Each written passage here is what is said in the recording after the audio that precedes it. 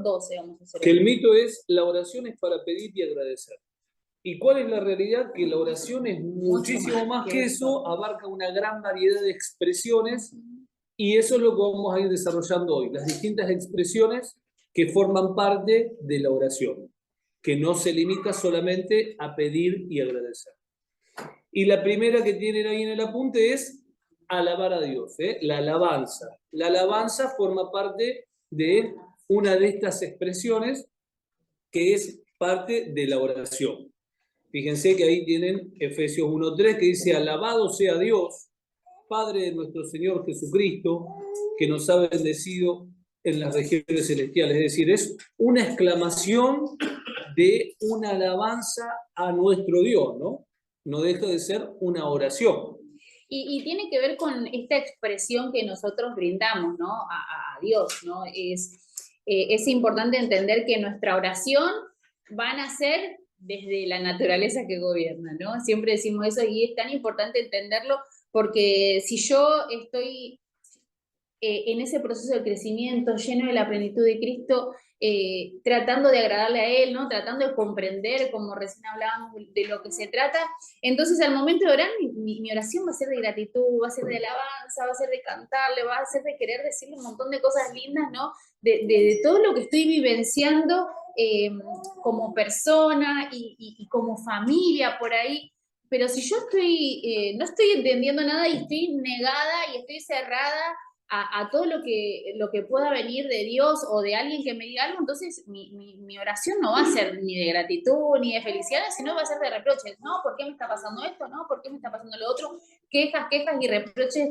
Y eso tiene mucho que ver porque es importante entender desde dónde nace, ¿no? Esta oración, ¿no? Por eso la oración abarca una gran variedad de expresiones siempre y cuando dejemos que la oración empiece a surgir no de nuestro conocimiento o de nuestra situación temporal, sino desde la vida que nos habita, ¿no? Porque por ahí, es verdad, en mi entorno por ahí es un caos, es un lío porque, no sé, o estoy de mudanza, o estoy cambiando cosas, y por ahí, a mis ojos naturales, es un caos, ¿no? Estoy en esa crisis, pero internamente, al estar gobernado por Dios, mi oración va a ser siempre, Por ¿no? eso decimos siempre que cuando uno está mal, ve todo mal. Ve todo mal, sí. Y en realidad no es que todo esté mal lo que ve, sino que uno está mal y los lentes en los cuales uno lo está viendo, ve todo mal. Entonces, pero qué lindo esta expresión, porque es una expresión que me hace estar orando en todo momento. Estoy en la calle y yo hago una exclamación a Dios y estoy orando a través de esta alabanza. Como dice ahí en Romanos 11:33. No sé en qué momento lo dijo Pablo, pero dice, qué profundas son las riquezas de la sabiduría y del conocimiento de Dios, qué indescifrables sus juicios e impenetrables sus caminos. Lo que está haciendo está alabando a Dios, está exaltándolo a través de esta exclamación, ¿no? A ver, hay una diferencia entre lo que es alabanza y adoración. La adoración es una vida rendida al Padre, es algo interno, no es algo externo. Por eso una y otra vez decimos que las canciones lentas no es adoración.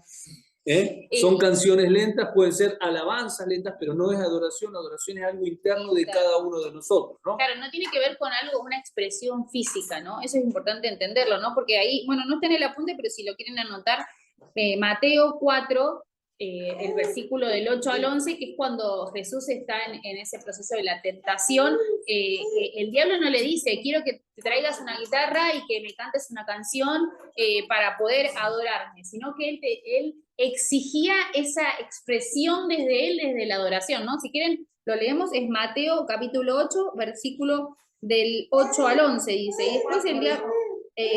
4 del 8 al 11, sí, el 4 es el capítulo, el 8 es el versículo. Y dice, después el diablo lo llevó a Jesús a la montaña muy a lo alto y le mostró todos los reinos del mundo y la grandeza. Y el diablo le dijo, escuchen esto, ¿no? Dice, te daré todo esto, ¿no? Mostrándole desde esa montaña si te arrodillas horas, ¿no? Y qué bárbaro, porque ahí no habló ni de canción, ni lenta ni rápida, ¿no? Que es lo que a veces uno lo asocia, no habló de música, habló de una actitud interna, ¿no? Porque le dice, si me adoras, ¿no? Y Jesús le dijo algo, largo de aquí Satanás, porque escrito está, adorarás solo al Señor tu Dios y a Él solo le servirás. Y entonces es tan importante tener presente, ¿no?, que la adoración es una vida rendida, ¿no? Es una actitud en la que yo estoy rendida constantemente al gobierno de la vida de Cristo, ¿no? Y más nosotros hoy en día, ¿viste? Como que en ocasiones cuestiones de propósito, pero si yo trato de tener esa actitud de rendición a Dios, esa actitud de adoración, Él va a hacer lo que tiene que hacer conmigo. Por eso la adoración no tiene nada que ver con expresiones externas ni con canciones, ¿no? Que es lo que siempre se relaciona, ¿no? Por eso acá hace esa diferencia entre alabanza y adoración. Una cosa es adorar, que tiene que ver con la actitud interna, ¿no? Exactamente, mientras que la alabanza sí tiene que ver con expresiones nuestras, ¿no? Eso sí. Lo que podemos decir, lo que podemos cantar, todo referente a lo que Dios es o a lo que Dios hace. Hay alabanzas en toda la palabra de Dios, desde Génesis a Apocalipsis, está plagado de alabanza, ¿no? Es esta expresión de honra, de gratitud, de admiración a Dios. Se puede manifestar de diferentes formas, a través de la música, a través de acciones concretas nuestras, a veces no solamente a través de lo que dicen mis palabras, por ahí me estoy arrodillando delante de Dios y estoy alabándolo. Por eso, de acuerdo al original y de acuerdo a las distintas partes de la Biblia, hay diferentes significados de la alabanza, ¿no? Por ejemplo, en el hebreo, que es la palabra que se escribió todo el Antiguo Testamento, tenemos algunos significados. Por ejemplo, halal significa alabar, celebrar con entusiasmo, que es la raíz de donde viene aleluya. Eso aparece en el Salmo 150, cuando dice aleluya, alabad a nuestro Dios en su santuario. Ahí está usando el original de la palabra alabad, es halal. Después otra, shadá, que es confesar gracias, levantar las manos en señal de reconocimiento, que esta palabra se utiliza en el Salmo 138, que dice, te alabaré, oh Dios, con todo el corazón. Tejiliá, que significa canción de alabanza, que de acá donde viene el nombre de los salmos, o las salmodias, en el antiguo, ¿no? El Salmo 22, 33 habla justamente del original de esta palabra. Tú eres santo, tú que habitas entre las alabanzas de Israel. Samar, que significa tocar un instrumento, como por ejemplo el Salmo 32.2, alabar a Jehová con arpa, con pandero. Barak, como el grupo de música, también el original significa bendecir, arrodillarse en veneración. Y el original de esta palabra la tenemos en el Salmo 103.1, que dice, bendice alma mía Jehová, ¿no?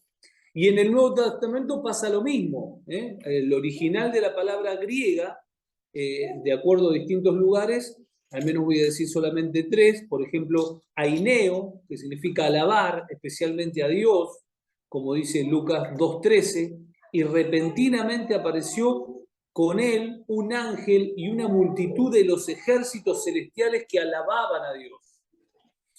Después tenemos otro, eulogeo, que significa bendecir, hablar bien de alguien, como Efesios 1.3, que leímos hoy, bendito sea Dios y Padre nuestro Señor. Y homologeo, que significa confesar, reconocer públicamente. Bueno, como ven, hay muchas, pero muchas expresiones de todo lo que es alabar a Dios a través de toda la palabra y de muchas maneras distintas y muchas formas distintas, ¿no? Es decir, a través de una manera verbal, con las canciones, a través de la música, con acciones, a través de lo corporal, a través de levantar las manos, a través de las danzas, ¿no? Nosotros acá no utilizamos las danzas, pero hay un montón de congregaciones que utilizan las danzas.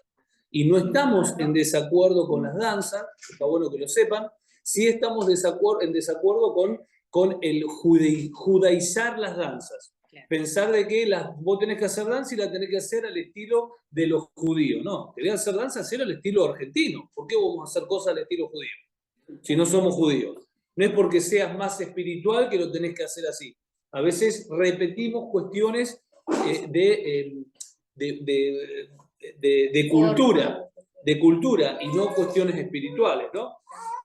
Y también una vida lógicamente consagrada, que es lo que Dios siempre respalda en todo esto, ¿no? Por eso ahora vimos una acepción que tiene que ver con la expresión de la variedad de expresiones que contienen en sí lo que es la oración, y una es la alabanza, y bueno, la segunda es, no sé si vamos a ver la segunda. Sí, antes de esto quiero también entender algo, antes de pasar a eso, porque hay principios espirituales de la alabanza, no lo tienen ahí no lo tienen en el apunte, pero algunos principios espirituales de la alabanza es que la alabanza centra el corazón en Dios y no en uno mismo. Cuando vos alabás, automáticamente vos pasás a un cero a la izquierda, por decirlo de una manera.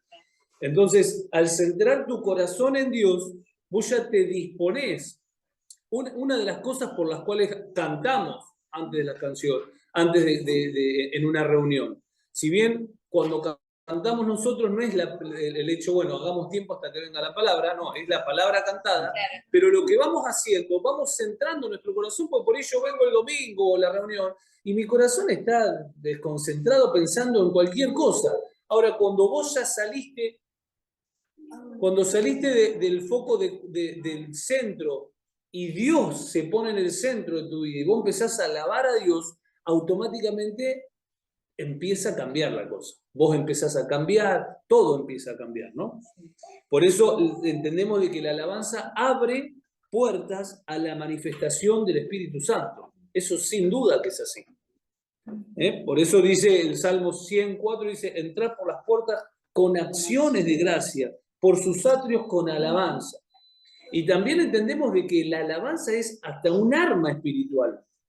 ¿Por qué? Porque ustedes imagínense esto. Yo voy a un lugar y ese lugar está, no vemos con nuestros ojos espirituales, pero puede estar repleto de demonios.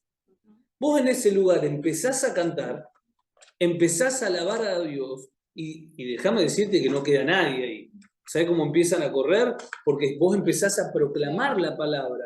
Entonces, es un arma espiritual. Fíjense que en Segunda de Crónicas, anoten ese versículo, Segunda de Crónicas 20:22, que dice, y cuando comenzaron a entonar cantos de alabanza, Dios puso emboscada sobre sus enemigos.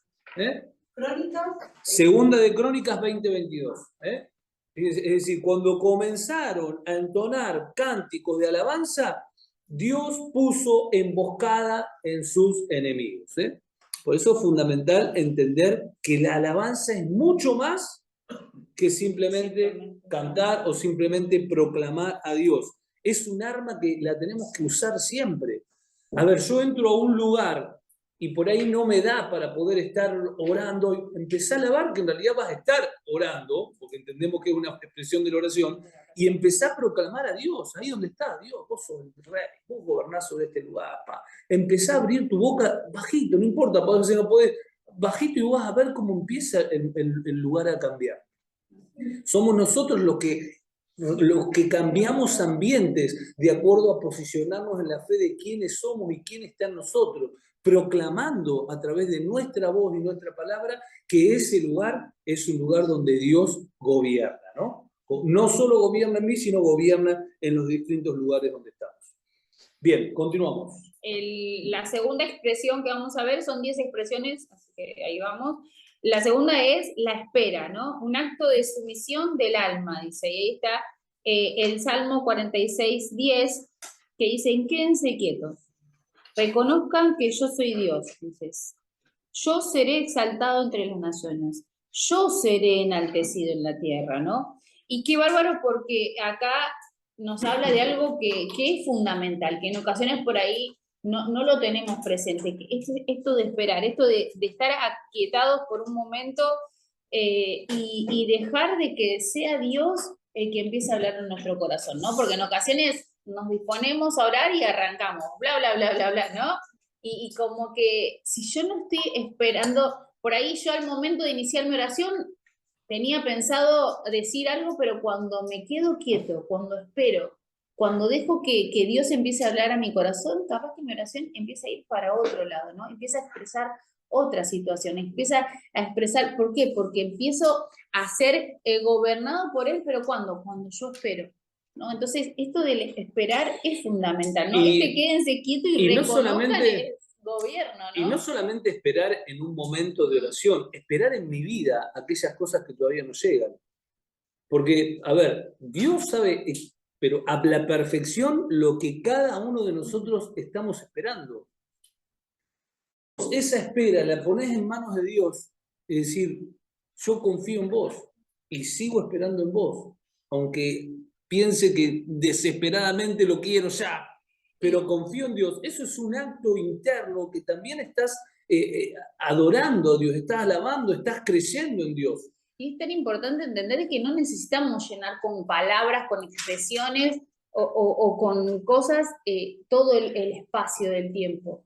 El momento de silencio, ese momento de espera, a veces por ahí termina siendo más productivo que si yo hubiera dicho, no sé, 800 palabras súper elocuentes, ¿no? Porque en ese momento de espera es cuando en realidad yo dejo de ser yo, ¿no? Y es cuando que sea Dios, ¿no? Que sea Dios engrandecido, que Él sea el que se manifieste, por eso dice, ¿no? quédense quietos, Claro, pero reconozcan que yo soy Dios. Es decir, quédate esperando, sí, pero quédate esperando en Dios, no esperando resignado, tirado en el sillón, decir que venga la muerte. No, yo estoy, es decir, es una espera activa, no es una espera de resignación. Es una espera activa de saber de que mi vida está en las manos de Dios, confío en los tiempos de Dios, aunque hoy no esté viendo lo que quiero ver, ¿no? El próximo, la C, es la confesión. Recuerden, si van teniendo ahí preguntas, vayan anotando. Y qué bárbaro, porque acá dice el punto 1 de la espera, ¿no? Dice, gozamos en silencio con el Señor, conscientes de su presencia, ¿no? Nos deleitamos solo en saber que Él está. En ocasiones, por ahí cuando bajamos, ¿no? Un momento y pensamos en Él, hasta pareciera que empieza a fluir algo distinto, como que el ambiente cambia, no es que Dios se va, Dios viene, la presencia va, viene, no, no se trata de eso, se trata de que cuando yo me dispongo a esperar en Él, hasta parece que lo percibo porque yo estoy dispuesto a ser gobernado en ese momento. Yo en ese momento me dispuse a que Él empiece a obrar en mí. Entonces no es que vino otra vez la presencia, no, es que se empieza a manifestar porque yo me corro de la ecuación y dejo que sea Él, ¿no? Entonces es tan lindo poder disfrutar de esos tiempos, de esos momentos, y es tan importante que como hijos de Dios lo tengamos, ¿no? Porque es donde ahí yo siento, sentí algo distinto, y en realidad es que se manifestó lo que estaba dentro de nosotros, pero cuando nos callamos un poquito, ¿no? Porque en ocasiones hablamos y no dejamos, ¿no?, que sea Él, ¿no? La C, la confesión. Primera de Juan 1.9 dice que si confesamos nuestros pecados, Dios, que es fiel y justo, nos perdonará y nos limpiará de toda maldad. Es decir, que hay algo que se ensucia en nosotros cuando no hay un confesar de nuestros pecados. Por eso Dios nos limpiará a través de ¿qué? A través de confesar. El confesar también forma parte de una expresión de oración. Estoy confesando, estoy reconociendo algo que el Espíritu me está trayendo convencimiento.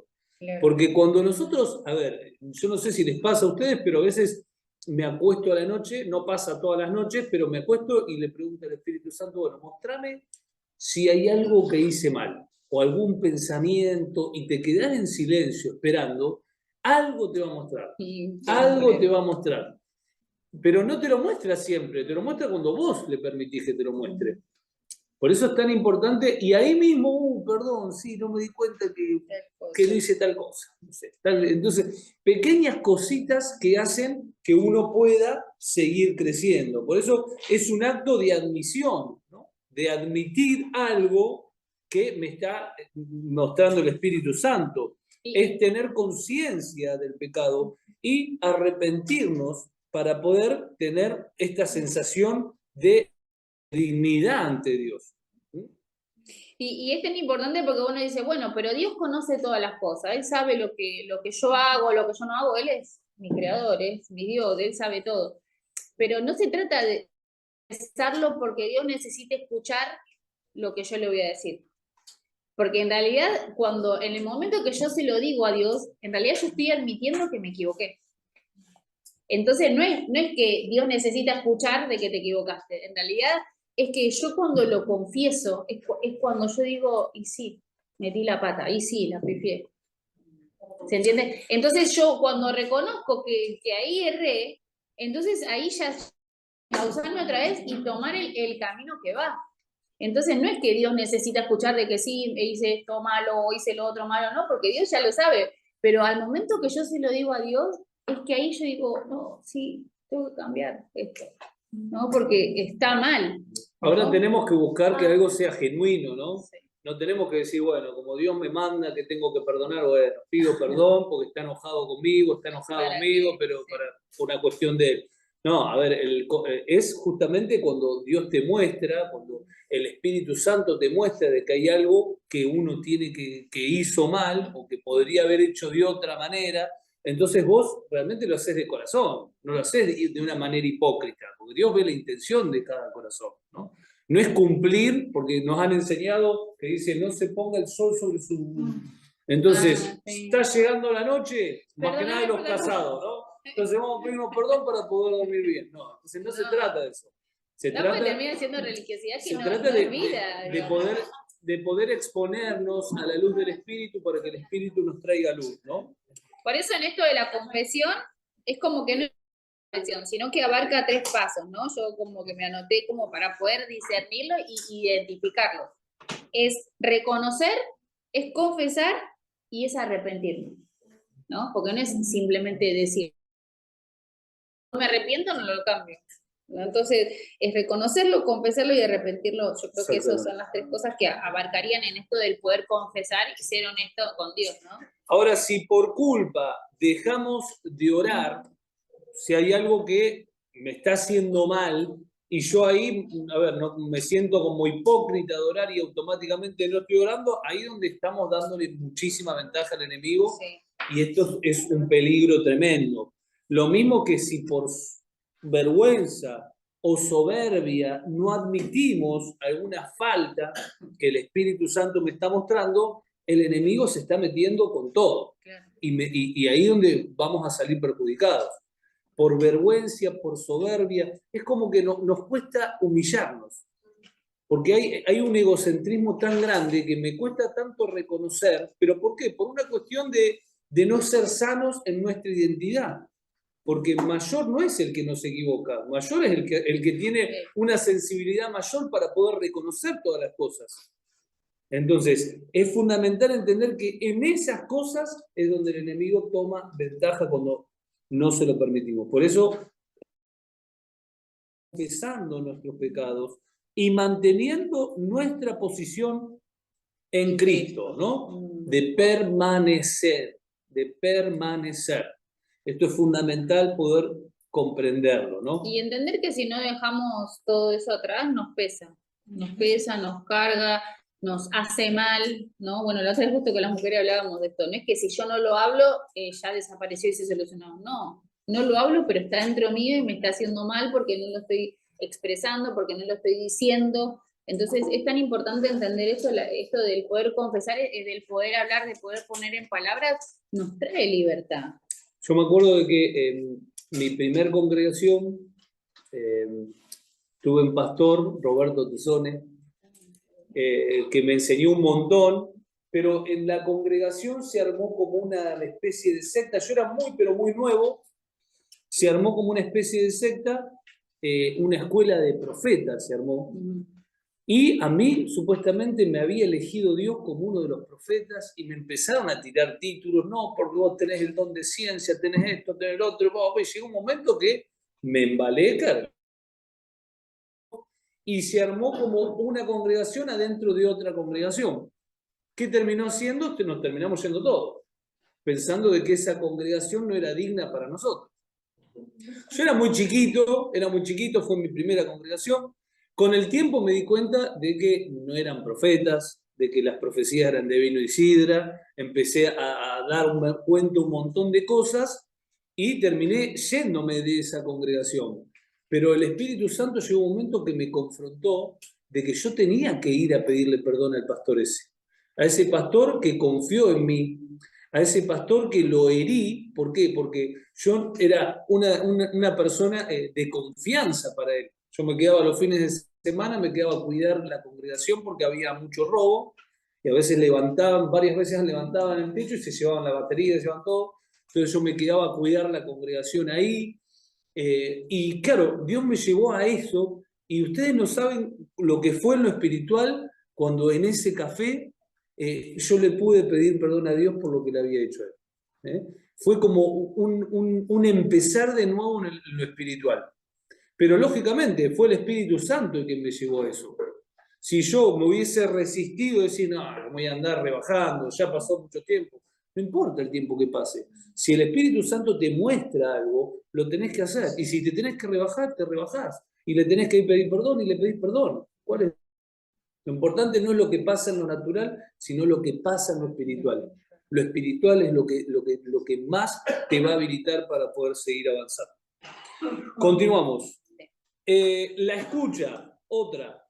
La escucha es otra de las expresiones de la oración, ¿no? En ocasiones es aprender a escuchar, ¿no? El recibir, claro, el recibir instrucción. Instrucción, esa palabra tan importante. Instrucción de lo que tenés que hacer, ¿no? Eclesiastés 5.2 dice, no te apresures, tranquilo. Ni con la boca, ni con la mente. Guarda acá. No te apresures ni con la boca, ni con la mente. Significa que nosotros podemos gobernar nuestros pensamientos.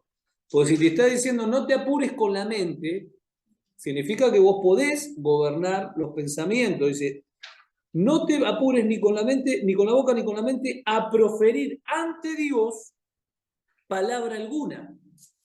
O sea que Dios no solamente está escuchando las palabras de nuestra boca, sino las palabras de nuestros pensamientos. ¿No? Él está en el cielo y tú estás en la tierra. Mide, pues, tus palabras. Y qué interesante, porque ahí dice el apunte, la escucha es una intensa acción. Parecería como contradictorio esto, ¿no? Pero inclusive me lo resalté. Dice, claro, la escucha no es, bueno, me quedo acá esperando. No, es un acto de intensa acción, de estar atentos, de estar gobernando mi mente para poder escuchar lo que Dios me quiere decir. No es simplemente una pérdida de tiempo, que es algo que tenemos que aprender a aplicar, que nos cuesta un montón esto, ¿no? ¿Por qué? Porque por ahí estamos escuchando y podemos quedarnos un ratito escuchando y yo digo, bueno, ahora me voy a poner a orar. No, pero estuviste orando recién. Estuviste escuchando. ¿Se entiende? El chile es, bueno, ahora me pongo a orar. De que, claro, es como que la espera está muy enlazada con esto, ¿no? Porque entonces ese momento de silencio era poder relajarme para poder empezar. Y capaz que en realidad en ese momento es cuando en realidad uno está orando. ¿Por qué? Porque en realidad uno se empieza a alinear al pensamiento de Dios y ahí es donde produce, ¿no? No es que uno empieza a orar cuando uno empieza a hablar, no es así, ¿viste? Exactamente. Pero es cuestión de esto, de ir siendo intencionales, de ir viendo, de ir dejando que Dios procese todo nuestro interior, porque no es ni mágico ni de la noche a la mañana, es dejar que Dios empiece a obrar en nosotros, ¿no? Y no tener miedo en eso. Dice ahí en el apunte, los mejores amigos son siempre buenos oyentes. La oración positiva y creadora necesita siempre un fundamento de silencio. Mientras no estemos preparados para este silencio, no conoceremos el poder de la oración. Mientras no estemos preparados para este silencio, no conoceremos el poder de la oración, porque el poder de la oración no viene de nuestras palabras o de lo que podamos hacer nosotros, sino de lo que va a hacer Dios, ¿no? De lo que Él nos va a ir mostrando. Bueno, el próximo es la intercesión, ¿no? Que es un tema por ahí un poco mal entendido, que muchos piensan que es solamente un tiempo del antiguo pacto, que ahora ya no intercedemos más, que vamos a explicar un poquito eso también. Dice 1 Timoteo 2.1, así que recomiendo ante todo que se hagan plegarias, oraciones, súplicas, que esas súplicas entraría como la intercesión, y acciones de gracia por todos, especialmente por los gobernantes y autoridades para que tengan paz y tranquilidad y llevemos una vida piadosa y digna. El significado de intercesión, de acuerdo al diccionario bíblico, es acto de hablar con una persona con el propósito de conseguir para otra algún bien o para defenderla. Tiene una connotación de insistencia, de ruego y de súplica. Ese es el significado de intercesión. Lo leo de vuelta. Acto de hablar con una persona con el propósito de conseguir para otra algún bien o para defenderla. Tiene una connotación de insistencia, ruego y súplica. Y ahí tenemos orar para necesidades de otros. Cuando uno está orando por otras necesidades que no son las nuestras, uno está de cierta manera intercediendo, porque estás orando por las necesidades de otros, no por las tuyas, ¿no? Ejemplo, la PET, dice ahí. La PET justamente es esta red mundial que no trabaja para una ganancia personal de ninguna iglesia en sí, sino que son muchas iglesias, muchas redes de todas partes del mundo que se nuclean por un beneficio del reino. Por eso hacen eventos y trabajan de distintas maneras y se van uniendo cada vez más pastores de distintos lugares con el beneficio del reino, no de una congregación determinada, ni siquiera de una denominación determinada, ¿no? Claro, porque la PET significa levantando altares para la expresión de su trono. Es importante entender de que la intercesión es la declaración de la obra de la cruz, es declarar la vida de Cristo, ¿no? Porque recién hablábamos, escuchábamos el significado y es pedir por otro, ¿no? Y en realidad lo que nosotros tenemos que hacer es que ese otro conozca a Cristo, ¿no? Y la manera, nosotros tenemos esta arma poderosa que es la oración. Y en esto del orar tenemos que aprender. Es tan importante esto de saber de que si yo me quedo contemplándolo por unos momentos, no es que voy a haciendo algo malo. No, no, estoy dejando de que Dios empiece a hablar. ¿No? Estoy callando mi conciencia, mi pensamiento, mi mente, mi intencionalidad y dejando que Él empiece a gobernar, ¿no? Esto recién hablábamos de lo que es alabar, esto del confesar, del tener presente de qué se trata, ¿no? Y son cuestiones que hacen de que yo pueda crecer para ser más fiel a del Hijo, que es lo que Dios quiere a través de nosotros, ¿no? Entonces, si por ahí tenemos que decir, bueno, ¿cuál sería el propósito de la intercesión? Es que todos puedan ver y conocer esa obra de la cruz como un día me alcanzó a mí, que otros más puedan disfrutarlo. Porque si tenemos que decir algo, es que estamos felices de la posibilidad que Dios me da a mí. ¿Cómo no voy a dejar cómo voy a dejar de compartir esto con otro, con alguien más, ¿no? Que por ahí no tiene esa posibilidad o no ha tenido la posibilidad de conocer a Dios, ¿no? Y es un propósito, ¿no? Es un acto, acá dice, ¿no? De intensa súplica, esto de poder entender de que se trata de su propósito en todo momento y en toda ocasión, ¿no? Exactamente, digo, no se trata de una guerra para conquistar, sino de la confianza de que todo ya fue conquistado y desde ese lugar es donde oramos, intercedemos, ¿no? Intercedemos. ¿Cómo entendemos la intercesión? Y Cristo es el único mediador, porque dice la palabra ahí en 1 Timoteo 5, porque hay un solo Dios y es fundamental entender de que ningún creyente ocupa ese lugar, algo lógico.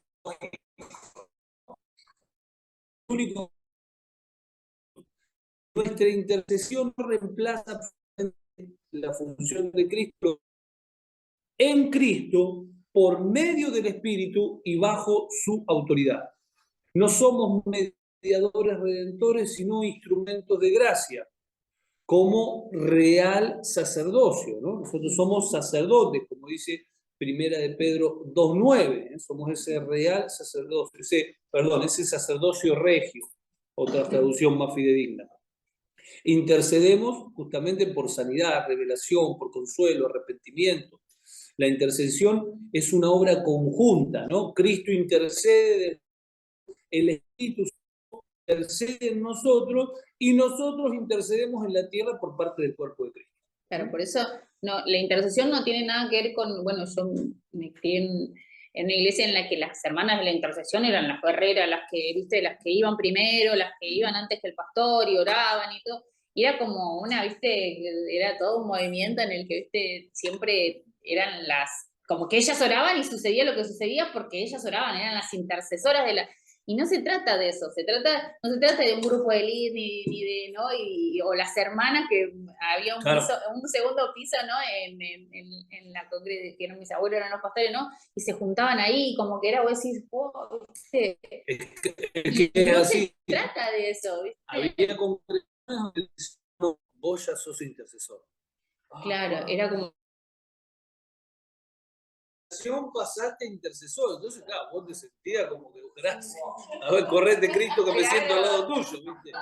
Era así. Todo lo que sucedía en la reunión era por las intercesoras que estaban ahí y no tenían que ver con eso. Y a mí ¿no? me pasó eso, a mí me pasó en que a mí me habían nombrado intercesor, claro, yo me paraba a orar y gritaba como un loco, terminaba fónico, claro, estaba intercediendo, era intercesión, entonces era a ver quién gritaba más fuerte, ¿no? Era realmente así. Pero bueno, claro, pero no tiene nada que ver. No se trata de eso, ¿no? Es importante igual eso que lo sepamos, porque por ahí los que han tenido esa experiencia que a mí me sucedió era como decir, bueno, ser intercesora es algo importante. Y la realidad es que todos lo podemos hacer porque el que intercede es Jesucristo, entonces nosotros por medio de su Espíritu es que lo hacemos. Entonces no soy yo, no es mi oración lo que hace que cambie el ambiente, sino la gracia de que el ambiente sea cambiado. Es la gracia Por eso de Dios es fundamental que todo sea comprender que Cristo es el único mediador para salvación. No hay ninguna persona, ¿no? Pero los creyentes intercedemos como sacerdotes de este nuevo pacto en unión con Cristo y guiados por el Espíritu Santo. Claro, es por medio de su Espíritu. Es una cuestión de protocolos. Hay cosas, a ver, Dios podría hacer todo. No necesita de nosotros en nada, pero estableció protocolos. Y en esos protocolos quiso que nos salvemos por la locura del Evangelio. Y ahí es donde entramos nosotros. Por eso son todos locos ustedes, ¿no? Yo no, pues yo soy el pastor. Entonces, continuamos. Próxima, la petición. La petición es expresar las necesidades personales, que está perfecto. No somos espirituales que decimos, yo ya no tengo ninguna necesidad. A mí no me pasa nada. Gracias, pero yo ya estoy completo en Cristo. Claro, completo estoy en Cristo. No necesito nada y por ahí te estás muriendo de hambre. Más pedir a Dios que envíe a alguien. No hay ningún problema, ¿no? Claro, por eso dice, Filipenses 4:6 dice, no se inquieten por nada, más bien, como decían hoy, no nos preocupamos, nos ocupamos, más bien, en toda ocasión, con oración y ruego, es decir, necesitáis rogar, presenten sus peticiones a Dios y denle gracia. ¿Por qué? Porque Dios nos escucha siempre. Tenemos que tener esa confianza, ¿no?, delante de Dios para decir, no, mira, en este momento estoy detonada, me siento muy mal, me siento afligido o estoy pasando por cierta necesidad emocional, espiritual, la que sea, ¿no? Tenemos que tener esa confianza, saber de que Él es nuestro creador, sí lo conoce todo, pero nosotros tenemos que expresarlo. Por eso nos dio este poder hablar, este poder razonar para que nosotros podamos expresarles a Él. Es como la confesión que hablamos hoy, no es que Dios necesita saber, bueno, acá metí la pata, acá no es porque no lo sabe. Es porque en ese momento es cuando nosotros reconocemos que no podemos, que la verdad que no doy más, reconozco que necesito. Pero si yo no lo expreso, es como poner una barrera en la que Dios no puede intervenir porque yo estoy bárbara, ¿no? Todo no me pasa nada. Y sí te está pasando, sí estás mal. Bueno, abrite y decirle, tener esa confianza, entender de que nosotros tenemos ese acceso al Padre por medio del Espíritu y tenemos que hacer uso de eso. No es un condimento más o una frase decir, la vida del Espíritu habita en nosotros. No, es algo que es real en nosotros y tenemos que usarlo y disponer y orar, y si es necesario suplicar, decirle a Dios, ayúdame o dame la alternativa o lo que sea, hacerlo con confianza, como hijos de Dios que somos, ¿no? Exactamente. Por eso es manifestar nuestra confianza a Dios, ¿no? Es reconocer nuestra dependencia del Padre. Es ubicarnos en esa posición, ¿eh? que siempre tenemos cosas para pedir. A ver, mismo el hecho de poder pedir, yo decir, estoy pasando el mejor momento de mi vida. Bueno, te pido para poder seguir escuchándote, para poder ser sensible, para que sigas manteniendo mis ojos abiertos, para que las personas a las cuales tengo influencia puedan ser guiados correctamente. Yo pido todo el tiempo por mí, para guiarlos bien a ustedes. Pido todo el tiempo por mí para poder ser sabio en que, porque una decisión que uno toma afecta a los demás. Entonces es mucha. Cada uno tiene responsabilidades en sus círculos. Entonces todo el tiempo uno tiene que pedir a Dios para que uno pueda entender cuál es el querer de Dios en cada situación. Miren si no tenemos para pedir. El otro es la acción de gracias. Primera de Tesalonicenses 5:18 dice, den gracias a Dios en toda situación. En toda situación. Porque esta es su voluntad para ustedes en Cristo Jesús. ¿Cuál es su voluntad? Que demos gracias y que seamos agradecidos en toda situación, ¿no? Es un acto de reconocimiento. Le damos gracias a Dios por lo que ha hecho a favor de nosotros y de otros. Le damos gracias por aún las cosas que todavía no vemos. A mí me enseñaron, dale gracias, pero yo, ¿cómo te das gracias si voy a dar gracias por algo que no lo tengo? Es que en realidad no lo tenés vos en tu tiempo, pero Dios ya te lo dio en el suyo. Porque vos no lo tenés en tu tiempo cronológico, pero Dios ya te lo dio en su tiempo temporal, en su eternidad. Claro, porque los que estamos limitados por el tiempo crono somos nosotros. Él desde la eternidad ya sabe todo, ya sabe qué es lo que él tiene el cuadro completo. Nosotros somos los que estamos en ese proceso. Entonces, ser agradecido en todo momento y en toda situación, yo creo que tiene que ver con eso, ¿no? Con reconocer de que Dios en su tiempo te va a dar esa posibilidad de poder disfrutarlo, ¿no? Pero hoy tus ojos no lo ven, ¿no? Colosenses 2:6 tiene ahí en el apunte, por eso, de la manera que recibieron a Cristo Jesús como Señor, vivan ahora en Él, vivan ahora en Él, ahí para predicar con eso, arraigados y edificados en Él, confirmados en la fe como se les enseñó y llenos de gratitud. Cuando estamos en Él, cuando estamos en Cristo, la gratitud desborda de nuestra boca, ¿no? Es una cuestión de posición. El próximo es el canto, ¿no? Un acto de alabanza melódica.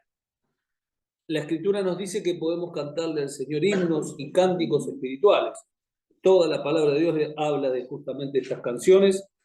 Efesios 5:19 dice, anímense unos a otros con salmos. O sea que la canción anima el corazón. Anima el corazón triste. Es decir, animate cantando. Qué importante entender esto, ¿no? Anímense cantando himnos. Anímense cantando canciones espirituales. Canten y alaben al Señor con el corazón, no solo con sus palabras, sino con el corazón.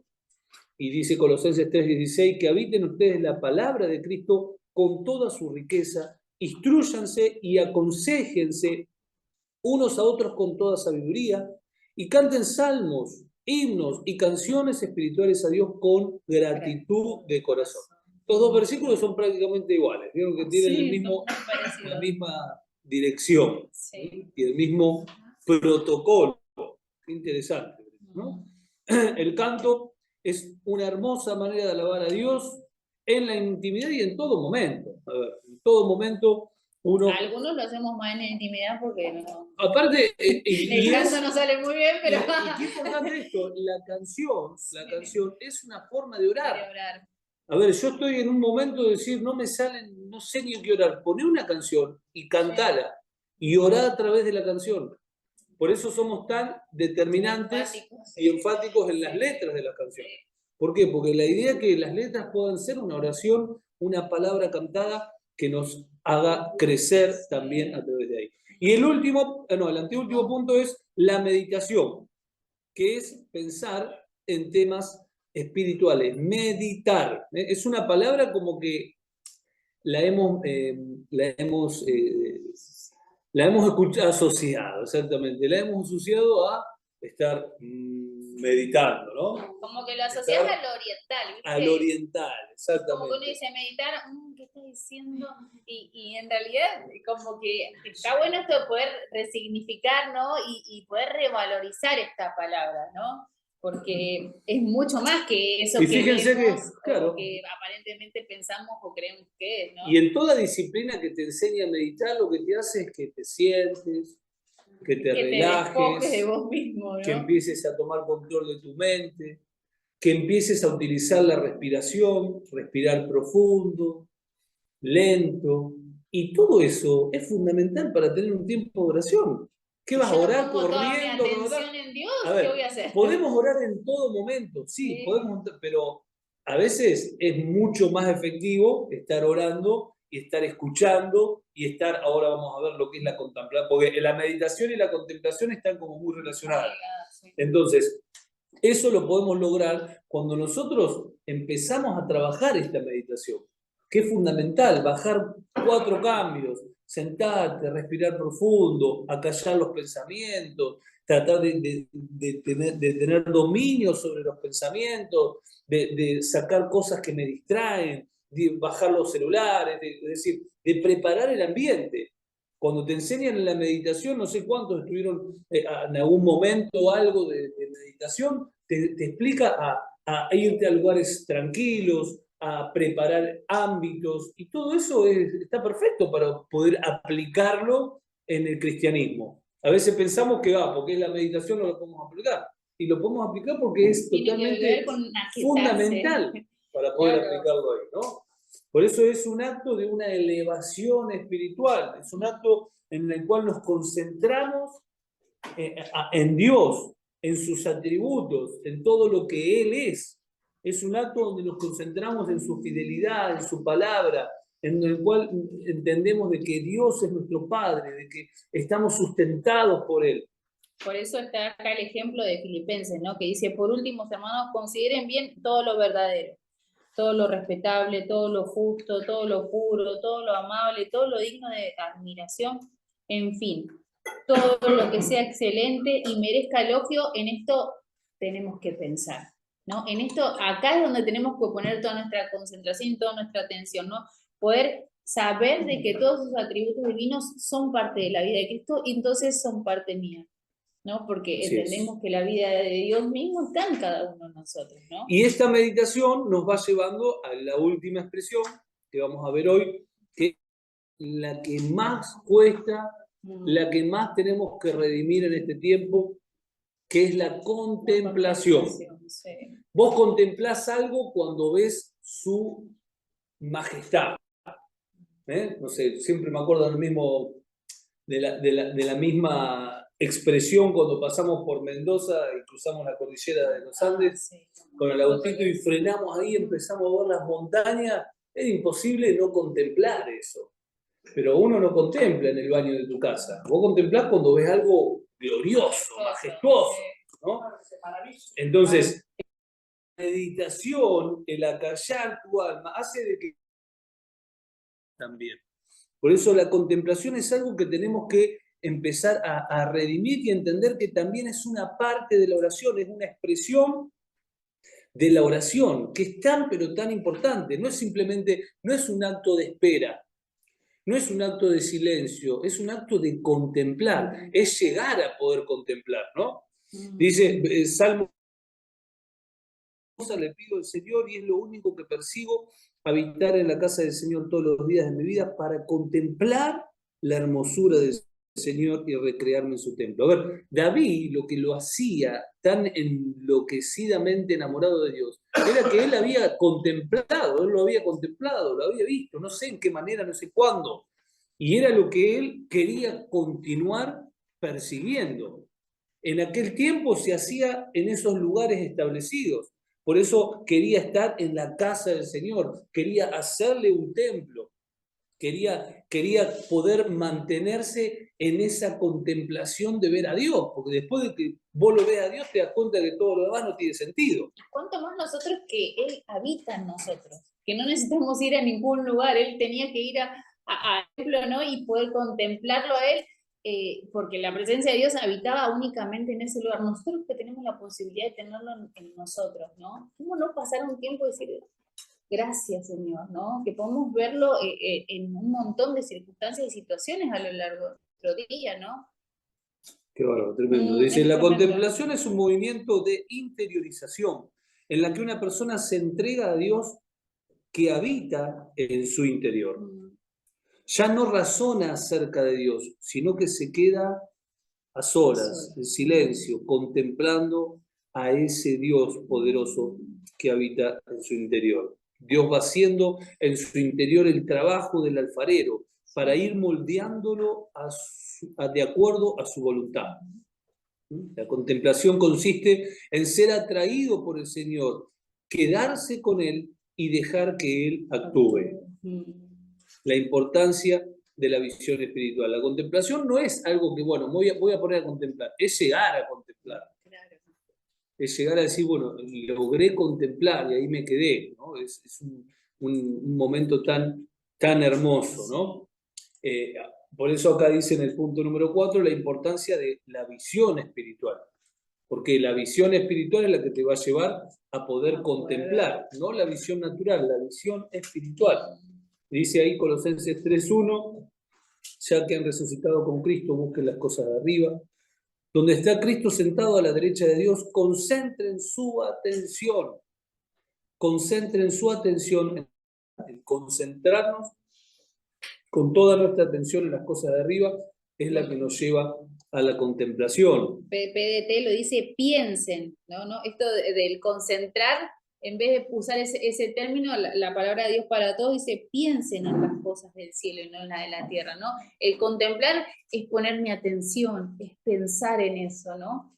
Qué bárbaro, ¿no? Como las distintas versiones nos van dando ese panorama de hacia dónde va, ¿no? La palabra hispanoamericana dice, pongan el corazón en las realidades celestiales. Pongan el corazón en las realidades celestiales. Y Nueva Biblia Viva dice, llenen sus pensamientos de las cosas de arriba y no en las cosas de este mundo. Llenen sus pensamientos, eso es que todo lo abarque Dios, ¿no? Qué bárbaro. Qué grande, ¿no? Y ahí Efesios 1:18 también. Bueno, y acá Apocalipsis, es interesante Apocalipsis, ya se nos fue el tiempo, pero acá yo estudio para terminar con esto que es majestuoso, porque acá Apocalipsis escribe Cristo, ¿no? Jesucristo escribe a las iglesias a la iglesia de la Odisea, eran 7 iglesias del Asia Menor, que son reprendidas por esa tibieza espiritual, por ese orgullo de autosuficiencia, por su ceguera respecto a la verdadera vida espiritual. ¿Y qué es lo que le dice? Le dice, lo leo ahí, dice, escribe el ángel ahí, que tiene de la iglesia, Apocalipsis 3:14, esto dice el amén, el testigo fiel y veraz, el soberano de la creación, conozco tus obras, sé que no eres frío ni caliente, ojalá fueras lo uno o lo otro, por tanto, como no eres ni frío ni caliente, sino tibio, estoy por vomitarte de mi boca. ¿Por qué? Porque vos decís que soy rico y me he enriquecido, no hace falta nada, pero no te das cuenta de cuán infeliz y miserable, ciego y desnudo eres tú. Ahora, ese es el diagnóstico de una persona en ceguera espiritual que piensa a través del orgullo que está en una posición, pero que Cristo lo ve en una posición completamente distinta. Claro, una persona que nunca iba a poder contemplar a Dios, ¿no? Claro, porque Dios le dice, yo conozco tus obras, yo realmente sé lo que está sucediendo, ¿no? Porque acá dice, tú crees que sos rico, crees que en realidad lo tenés todo y en realidad no lo estás teniendo todo, ¿no? Porque en ocasiones nosotros, que nos sucede muchas veces, ¿no? Como seres humanos, creemos que todo está bien porque nuestros ojos naturales están viendo las cosas que, bueno, se van acomodando y en nuestro interior, ¿qué es lo que está sucediendo, no? ¿Está realmente todo acomodado o está realmente, estoy tapando con, no sé, con un maquillaje que estoy bárbara y internamente no lo estoy? ¿No? Y es ahí donde va Dios. Porque Él dice, yo ya sé todo lo que haces. Y ustedes fíjense que no se trata de las obras, no dice, no has hecho nada. Ahora lo lindo de esto Claro. es que el 18. Eso es. Lo lindo de esto es el versículo 18 porque dice, eso te aconsejo. Es decir, hay una realidad dura, firme, pero hay un consejo, y si hay un consejo es porque todavía hay posibilidad de salir de esa realidad. Hay todavía posibilidad de salir de esa realidad. Por eso siempre que haya un corazón dispuesto a escuchar un consejo, siempre va a haber una persona que pueda ser sacada de la oscuridad. Siempre va a haber una persona que pueda ser sacada de esta ceguera espiritual y de esta soberbia que estaba esta iglesia. Dice, por eso te aconsejo que de mí combinado por el fuego, para que te hagas rico, ropas blancas para que te vistas y cubras tu vergonzosa desnudez, y colirio para que te los pongas en los ojos y recobres la vista. Y 2 minutos que quiero explicarle esto que creo que es fundamental. Porque dice, te aconsejo que de mí compres oro refinado por el fuego para que te hagas rico. Oro refinado por el fuego representa la fe auténtica y dice la palabra de Dios que nuestra fe tiene que ser probada, ¿no? Primera de Pedro 1:7. Jesús los está llamando a abandonar su confianza en las riquezas materiales y buscar una riqueza verdadera que viene de esta vida purificada en Dios. En vez de confiar en sus posesiones terrenales, Laodicea era una ciudad rica y autosuficiente. Quería buscar ese carácter forjado por el fuego de Dios, que es la verdadera riqueza espiritual. También dice ropas blancas para que te vistas y cubra tu vergonzosa desnudez. Las ropas blancas simbolizan la justicia de Cristo. Nuestras ropas, dice que nuestra justicia son como trapos de inmundicia, dice Isaías. Y trapo de inmundicia se hace referencia a las toallas femeninas de las mujeres que usaban en aquel tiempo. Así es como se ve la justicia propia nuestra. Ahora, ¿qué le dice Cristo? Utiliza mi justicia. Las ropas blancas simbolizan la justicia de santa que brota de estar parado en Cristo. Claro, porque Dios nos ve justos, nos ve santos, nos ve amados, no por lo que yo soy, sino por esa ropa que yo tengo, que es Cristo el que me justifica. Exactamente. ¿No? Todo eso vamos a hablar el domingo, porque ese es el tema del domingo. Su desnudez refleja su condición de pecado y vergüenza. Y el colirio, para que te pongas en los ojos y recobres la vista, la ciudad de Laodicea también era famosa por su escuela de medicina, dice la historia, ¿no? Y su colirio para los ojos. Por eso Jesús utiliza este argumento, ¿no? El colirio espiritual es la revelación del Espíritu Santo para poder ver a través de la visión de Cristo. Es la revelación que nos permite vernos como realmente somos, ver a Cristo en su gloria y ver su discernimiento. Les está diciendo, dejen de confiar en su sabiduría, capacidades humanas, dejen que yo les abra los ojos para ver la verdad de su condición y el camino hacia la vida. Por eso las implicancias para el día de hoy es Jesús que está llamando a la iglesia a reconocer su pobreza espiritual, aunque materialmente pueda ser rica, buscar de Cristo el verdadero oro, es decir, la fe genuina, las vestiduras santas a través de la justicia de Él, y arrepentirse y volver a esta relación íntima con Él. Por eso dice, yo reprendo y disciplino a todos los que amo, dice el versículo 19. Por tanto, arrepiéntete, ¿no? Hasta acá esta lección. Nos queda solamente la clase que viene. Bueno, despedimos entonces acá a la lección de hoy.